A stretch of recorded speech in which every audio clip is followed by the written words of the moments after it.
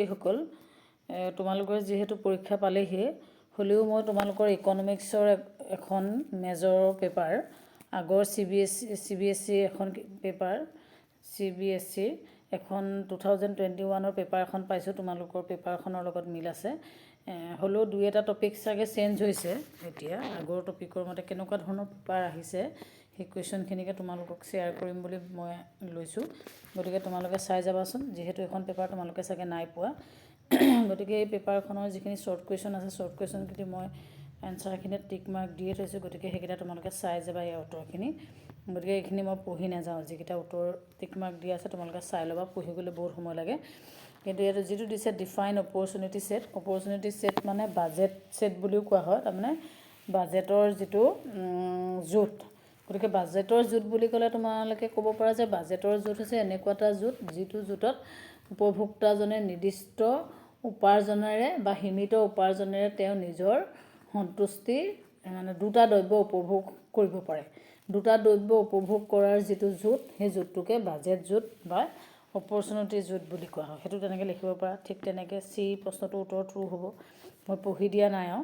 Next যিটো দিছে mention any one of the income elasticity of demand, এইটো তোমালোকে ক'ব পাৰা যে চাহিদাৰ আয় স্থিতিস্থাপকতাৰ সহায়ত ব্যৱসায়ীসকলে তেওঁলোকৰ কোনো এটা বস্তুৰ দৰ নিৰ্ধাৰণ কৰাৰ লগতে বস্তুটো কেনেকুৱা ধৰণে প্লেন কৰিব, আঁচনি কৰিব, সেইটোৰ ওপৰত নিৰ্ভৰ কৰে। এনেকৈ ধৰণে লিখিব পাৰা।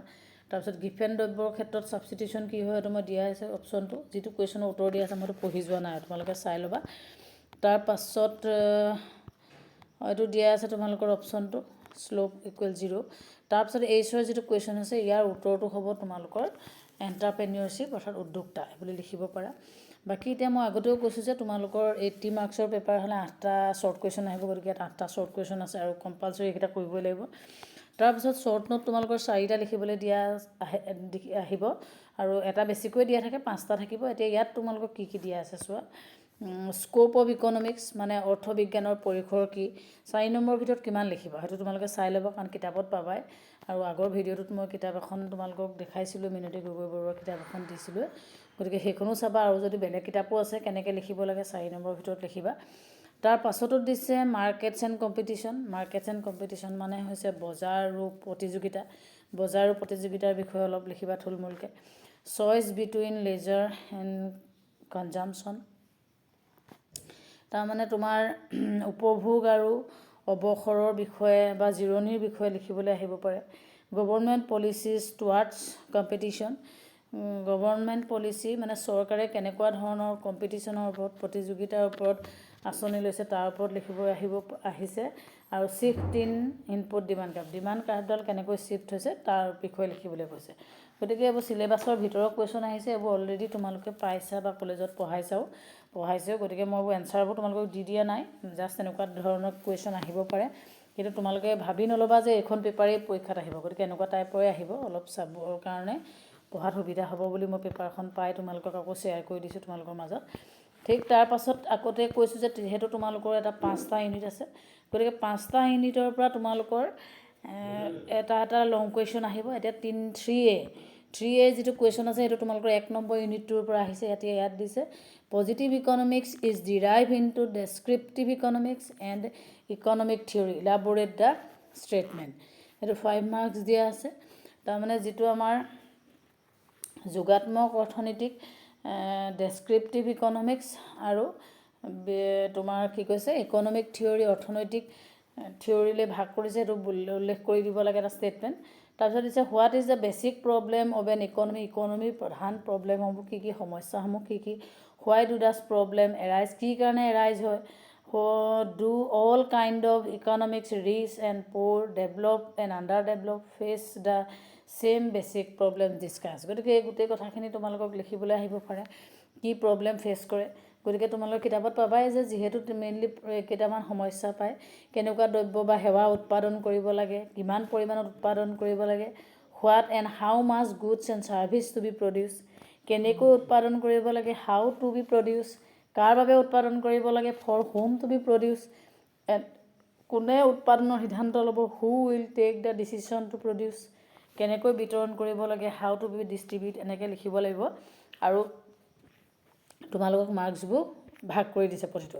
এতিয়া এই কুৱেশ্যনটো যদি তোমালোকে কৰিব নোৱাৰা তেতিয়াহ'লে পিছত দিছে what is an economic model, discuss how do you develop an economic model by taking a suitable example, what is a graph, mention the purpose. গ্ৰাফটো তোমালোকৰ ইয়াত নাই, গতিকে আগৰ পেপাৰখনত আছিলে চাগে CBSE, এতিয়া তোমালোকৰ অলপ চিলেবাছখন চেঞ্জ হৈছে, গতিকে এই গ্ৰাফৰ লগত চিন্তা কৰিব নাই, কাৰণ তোমালোকৰ টপিকতটো গ্ৰাফৰ কথা নাই।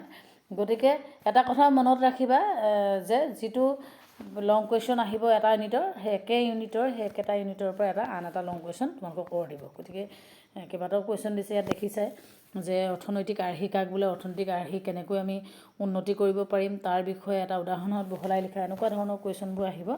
গতিকে এনেকুৱা টাইপতে আহিব, আৰু মাৰ্কছবোৰ কেতিয়াবা এনেকুৱা ধৰণে ডিষ্ট্ৰিবিউট কৰি দিয়ে, তেতিয়া নম্বৰ পাবলৈ ভাল হয়। গতিকে পঢ়ি ল'বা ভালকৈ, যিটোৱে কুৱেশ্যন ভালকৈ কৰিব পাৰা আৰু সেইটোৱে কৰিবা। বহুতে জানাই, হ'লেও মই আকৌ এবাৰ কৈ দিছোঁ, ধৰা হ'ল তোমালোকে যেনিবা কোনোবাই 3A প্ৰথমছোৱা পাৰা 3A কুৱেশ্যনটোৰ 1 ৰোমান সংখ্যাটো কৰিলা, তেতিয়া দেখিলা যে 3A 2 নম্বৰ ৰোমান সংখ্যাটো নোৱাৰা, তেতিয়া কিন্তু তোমালোকে Bৰ যিকোনো এটা কৰিলে কিন্তু নহ'ব, তেতিয়া তোমালোকে B প্ৰশ্নটোৰ নম্বৰ নিদিয়ে। হয় তুমি 3A দুইটা ৰোমান সংখ্যা 1 2 কৰিব লাগিব, নহয় তুমি B1 আৰু 2 কৰিব লাগিব। এনেকুৱা ভুল কিন্তু বহুত ল'ৰা ছোৱালীয়ে কৰে, দেখিছোঁ মই বহি চাওঁতেও। গতিকে যদি তোমালোকে জনা নাই এতিয়াও কথাষাৰ মনত ৰাখিবা, যিটো অপশ্যনৰ কুৱেশ্যন যি দিয়া থাকে, এতিয়া 3A দুটা দিয়া আছে ৰোমান সংখ্যা A আৰু 2, তোমালোক হয় সেই দুটাই কৰিব লাগিব, নহ'লে 3Bৰ ৰোমান সংখ্যা A আৰু 2 এইটো কৰিব লাগিব। যদি বোলে Bৰ এটা কৰিলোঁ 3A এটা কৰিলোঁ, এনেকুৱা নহয়, প্ৰথমে যিটো কৰিছা সেইটোৱে কাউণ্ট হ'ব, পিছৰ প্ৰশ্নটো কিন্তু কাউণ্ট নকৰে। সেইকাৰণে তোমালোকে বস্তুটো ভালকৈ পঢ়ি চাই ল'বা। ঠিক তাৰপাছত 2 নম্বৰ ইউনিটটোৰ পৰা আকৌ এনেকুৱা ধৰণৰ কুৱেশ্যন আহিব। 4A 1 2 কি দিছে, what is mean by quantity demanded, distinguish between change in quantity demanded and change in demand, also' mention the properties of demand curve. Demand কাক বোলে, কোৱান্টিটি ডিমাণ্ড কাক বোলে, চাহিদা কাক বোলে, ডিমাণ্ডটো আমি quantity demanded and change in demand কেনেকৈ আমি ডিষ্টিংগুইছ কৰিব পাৰোঁ, পাৰ্থক্য দেখাব পাৰোঁ, আৰু ডিমাণ্ড কাৰ্ভৰ প্ৰপাৰ্টিকেইটা কি কি। গতিকে এনেকৈ ভাগ কুৱেশ্যন আহিব পাৰে, সেইকেইটা কুৱেশ্যন তোমালোকে চাবা, আৰু কিতাপত আছেই উত্তৰবোৰ লিখিবলৈ চেষ্টা কৰিবা। আৰু ইয়াৰ লগতে আকৌ পাৰ্টকৈ দিছে, analyse the following case for a demand curve if there is a change in the price of a goods or a service, if there is a change in income preference or a price in other goods and services. গতিকে এনেকুৱা ধৰণে দিব পাৰে।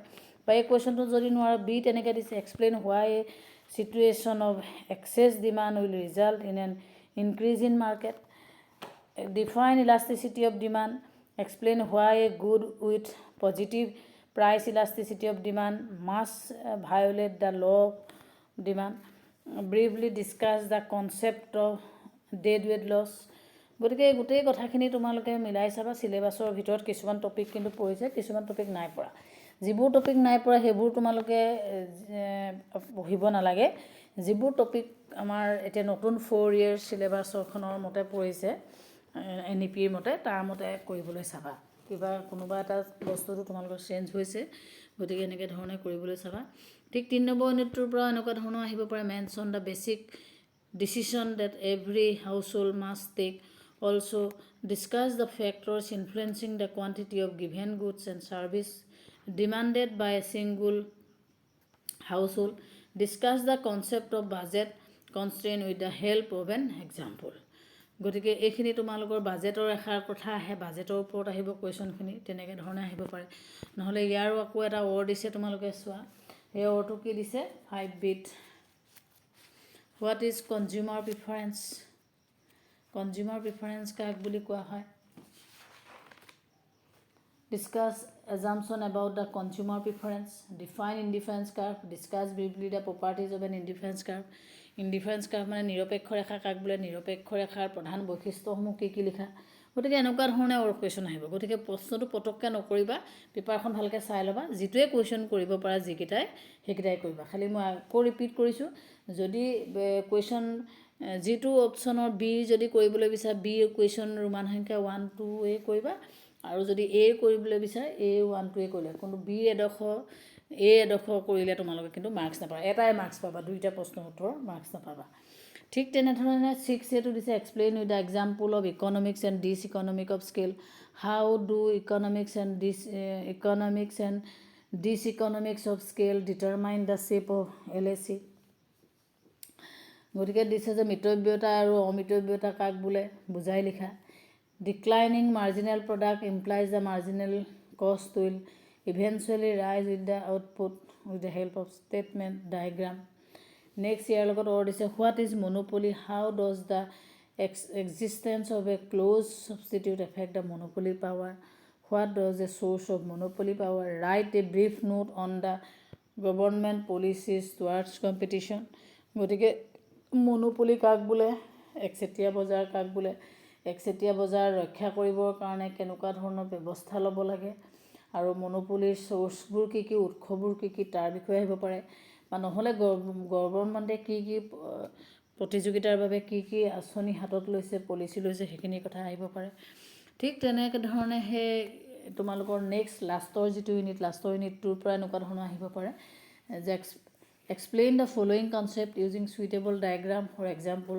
derived demand productivity of an income marginal productivity of labor marginal revenue product or what is land market discuss how rent is determined state explain briefly the marginal production theory গতিকে এনেকুৱা ধৰণৰ তোমালোকৰ question আহিব পাৰে গতিকে মই বাৰে বাৰে কৈছোঁ যে তোমালোকৰ কুৱেশ্যনবোৰ কিছুমান যিহেতু মই এখন পুৰণা মডেলৰ পেপাৰ দিছোঁ কিতাপ পেপাৰখন মিলিছে তোমালোকৰ এতিয়া পেপাৰখনো মেজৰ পেপাৰখনো ইন্ট্ৰডাক্টৰী মাইক্ৰ' ইকনমিক্স আৰু CBCSৰো তোমালোকৰ ফাৰ্ষ্ট ছেমিষ্টাৰৰ পেপাৰখন ইন্ট্ৰডাক্টৰী মাইক্ৰ' ইকনমিক্সে আছিল কিন্তু তথাপিতো দুই এটা টপিক তোমালোকৰ চেঞ্জ হৈছে গতিকে কুৱেশ্যন পেপাৰখন মই এইকাৰণে শ্বেয়াৰ কৰিছোঁ যাতে কুৱেশ্যনবোৰ কেনেকুৱা মডেলত আহে তোমালোকে দেখিব পাৰা বুজি পোৱা আৰু কুৱেশ্যনবোৰ কৰিবলৈ সহজ হয় যাতে অলপ আইডিয়া থাকিলে কিন্তু কিছুমান টপিক তোমালোকৰ এতিয়া সিলেবাছত নাথাকিব পাৰে নিমিলিব পাৰে গতিকে সেইটো তোমালোকে মাথা মাৰিবলগীয়া কথা নাই বা চিন্তা কৰিবলগীয়া কথা নাই তেনেকুৱা টপিকবোৰ তোমালোকে পঢ়িব নালাগে যিবোৰ টপিক তোমালোকৰ এতিয়া সিলেবাছখনত মিলিছে সেই টপিকৰ মতে পঢ়িবা আৰু মই বাৰে বাৰে একেটাই কথাই কৈছোঁ যদি 6A ৰ দুটা অপশ্যন দিয়া থাকে 1 আৰু 2 ৰোমান সংখ্যা সেই দুটা এডখৰ কৰি আকৌ বিৰ মানে এতিয়া যিটো মই এটা দেখাই আছোঁ ইয়াত যেনিবা তোমাৰ 6A দুটা কুৱেশ্যন দিয়া আছে ৰোমান সংখ্যা A আৰু 2 তোমাৰ 6A ৰোমান সংখ্যা 1টো পাৰা কিন্তু তুমি 2টো নোৱাৰা তাৰ তুমি ভাবিলা যে মই 6A 1টো কৰিলোঁ আৰু B 1টো কৰিলোঁ তেতিয়া কিন্তু তুমি প্ৰথমৰ নম্বৰটোহে পাবা পিছৰ নম্বৰটো নাপাবা সেইকাৰণে সদায় তোমালোকে একেটা প্ৰশ্নৰে দুইটা পাৰ্ট কৰিবলৈ চাবা পিছৰ পাৰ্টটো কিন্তু কষ্ট কৰি কৰিলেও লাভ নহ'ব সেইটো কেতিয়াও মাৰ্কিং নহয় সেই কথাবোৰ বহুতে জানে কিন্তু বহুতে কথাটো অলপ ইগনৰ কৰা নিচিনা হয় তোমালোকে গম নোপোৱাই নে কি নে সেইকাৰণে মই আকৌ ৰিপিট কৰি দিলোঁ গতিকে মই ভাবিছোঁ তোমালোকক পেপাৰখনে অলপ সহায় কৰিব পঢ়াত গতিকে আজিৰ ভিডিঅ'টো মই ইমানতে সমাপ্ত কৰিলোঁ ধন্যবাদ